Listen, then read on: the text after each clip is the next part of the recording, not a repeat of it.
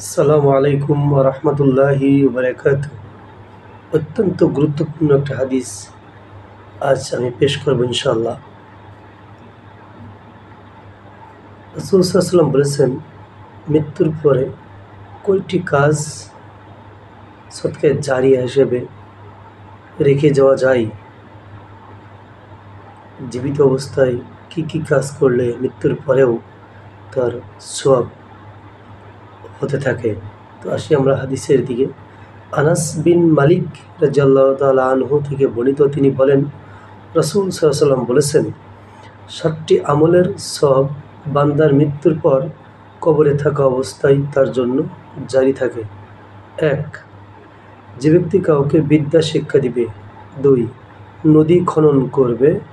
৩. কূপ খনন করবে। ৪. খেজুর গাছ লাগিয়ে যাবে। ৫. মসজিদ তৈরি করবে। ৬. পবিত্র কোরআনের উত্তরাধিকার রেখে যাবে। ৭. এমন সন্তান রেখে যাবে যে মৃত্যুর পর তার জন্য ক্ষমা প্রার্থনা করবে। হাদিসটি সহিহ তাগরিব ও তাহরিব, হাদিস নম্বর ৭৩। আমরা এই হাদিস থেকে বুঝতে পারলাম আমরা জীবিত অবস্থায় কি কাজ করলে মৃত্যুর পরে আমরা সাদকায়ে জারিয়া হিসেবে আমাদের সওয়াব পৌঁছবে। মহান রব্বুল আলামিন আমাদেরকে এই কাজগুলো করে যাওয়ার তৌফিক দান করুন। আমিন। আসসালামু আলাইকুম ওয়া রাহমাতুল্লাহি ওয়া বারাকাতুহু।